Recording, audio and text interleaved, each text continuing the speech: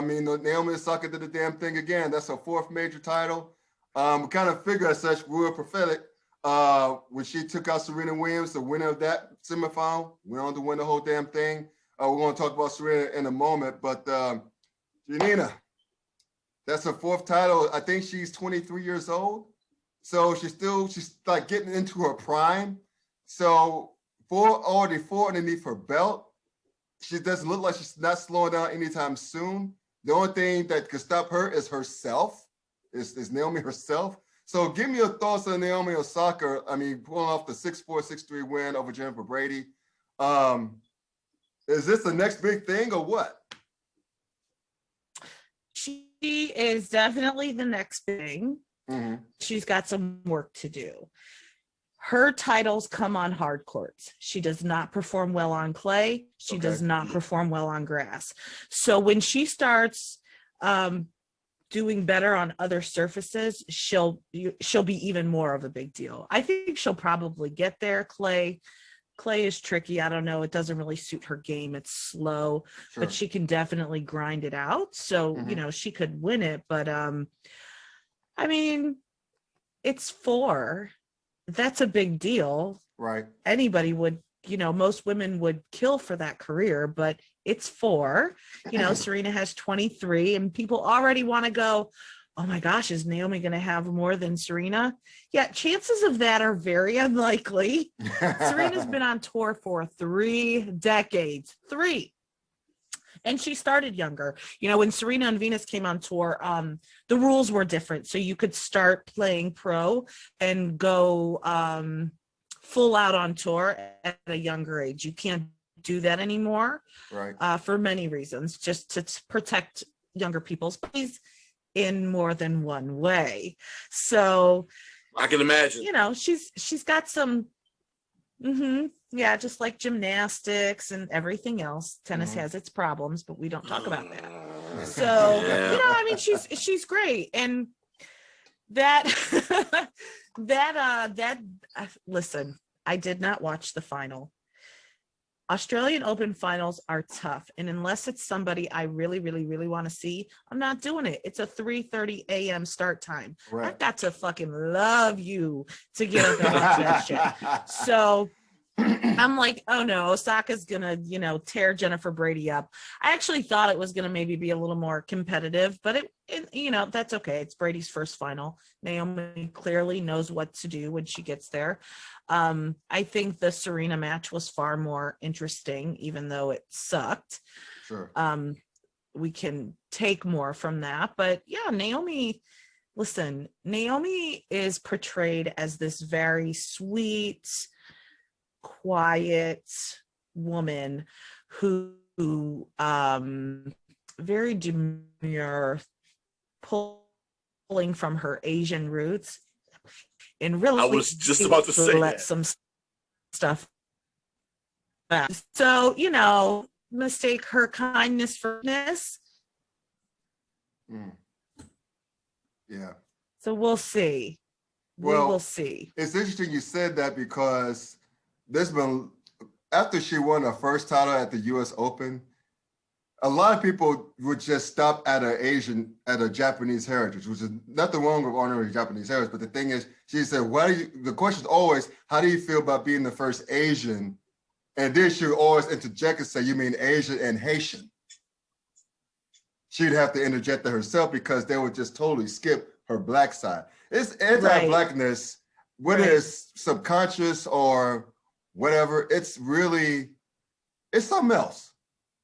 Yeah. It's really something else. I mean, because as innocuous as that question was, how you feel being the first Asian, blah, blah, blah, to win a major, whatever the hell. And she had to interrupt her, Asian female, because Michael Chang did it way back in the day. But, she's not. Lee Na won. Well, yeah, correct. I guess first, but the thing is that she's the first Japanese woman. Oh, the third one. Okay, I got you. Third one. Okay, third one. But the thing is why stop at? I mean, I found it interesting that, and I'm sorry if I'm going off on a tangent, but I found it interesting that it's always the buck stops at. It doesn't acknowledge her black side at all. That's what I just want to point out. I saw Dwayne. Well, tennis doesn't want her to be black. Yeah. Yeah. Tennis doesn't want Naomi to be black. They want her to be the quiet little Asian girl, but they got their surprise at the US Open last year when she showed up with someone's name on her mask at every match, ready to roll and ready to talk about it. So, on my podcast, we've talked for years about how Naomi would soon be treated differently when tennis realized she's black. And she still hasn't done anything per se to make that other than wear that mask.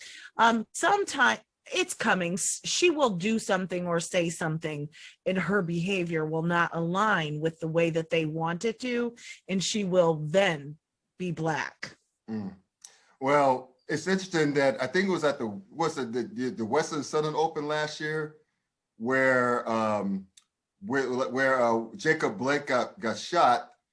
And remember, in the NBA, they had the playoffs in the bubble. The Bucks just walked off the court and we ain't playing. And then Naomi, soon after, threatened to sit out her match. I don't know if you guys remember that or not. She threatened to sit out her match, and so they had to. The tennis as a whole had to say, okay, we're going to take a pause. Okay. Because that was interesting because I think it was going to be a semifinal match. Naomi did say, I'm not playing. She said, I'm not going to play. Right. That was really, really messy for many reasons, because when she said she wasn't going to play, she essentially withdrew herself from the tournament. And tennis was the last sport of the day to say, we're going to put everything on hold, because it was the NBA. And then, all these other sports, finally, baseball, hockey, all these sports said, NASCAR said no. Yeah. Tennis was one of the very last. So essentially what happened was she was actually able to play. They said, we're gonna cancel all matches for the remainder of, I think it was that evening and then the following day, and we're gonna resume play on Friday. That's all fine and well, but they let Naomi come back and play. That's bullshit. If you say you're not going to play a match, you're done. You're out. Right. And I was really disappointed in her for continuing on to play, because she should have. I was so excited that someone in tennis finally took a stand against racism. You don't see it in tennis. You don't. Serena does it quietly, but it's never that vocal. So it was really, really nice. I was cheering so hard for her, and I was like, yes, bitch, yes, do it. And then, and then she came back, and I was like, damn, girl, stand by your convictions. Listen, she is the highest paid female athlete in the entire world. She doesn't need the money. I know that. You didn't need to play any more tennis. I didn't know that. Yes. Good for her, obviously. Yeah. I mean, good for her. It's well deserved. But yeah, I didn't know. I mean, it's interesting that people, like we said earlier, that in the other sports they use their juice, if you will, the power, the platform, to bring awareness. Good for the NBA, especially the WNBA. I mean, we talk about Raphael Warnock and everything else, how that played out. But at any rate, it's good that to see someone. Even, I guess it's baby steps in tennis. Even on the threat of not playing, we're crawling. Yeah. I guess so. But at least someone says something. But for sure. But going back to Osaka right quick, as far as projecting forward, you mentioned that all of her titles have come on hard courts, fast courts. Do you think that if she doesn't, let's just say for the sake of argument, if she doesn't take home a French Open or maybe a Wimbledon, would that be a huge, I know it's early. She's only 23 years old. She's got her fourth major. She's on her way, obviously. But let's just say she doesn't take home a French Open, right? Let's say she has continued to have struggles there as Pete Sampras once did, as Federer once did before he broke through. Would that be a huge mark, if you will, on her legacy when it's all said and done, if she fails to take home a clay court title or even a Wimbledon? No. No, it's not. I mean, the next grass is supposed to play fast, so Right. theoretically Wimbledon she should do okay at, but Mhm. they've slowed it down, so it's ridiculous. Thank you, your boy Rafa. They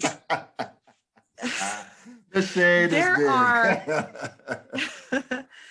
there are tons and tons and tons of great players who don't win on all surfaces. Mhm. So really it's a bigger deal when you Mhm. can do it as opposed to when you cannot. You know, it was a big deal for Serena. It's a big deal when Federer got his, but that's more because they were already heads and shoulders above everyone to begin with. So, Right, you know, right. if they could just get this little bit more, then it was going to be that great. But I mean, it's really, really, really a big deal so we call them grand slams. However, a true grand slam means that you've won each of them. You know, you want to be able to win all four. You've got the US Open, the Australian Open, the French Open, and Wimbledon. You want, I mean, if you can win those, you're golden, but it's very rare. So no, it doesn't take anything away from her. Mhm. You know, I mean, maybe she'll be a hard court specialist, kind of like Rafa is a clay court specialist. Yeah. You know what? Man, I can't. I'm trying to be nice. We had a nice conversation, and she's gonna throw that shade with my boy. I swear, black people, you can't take it away. Well, Jania, I have one quick question, one big tennis for dummies question, and you guys have kind of touched on it a little bit, right? And I was kind of wondering this. What will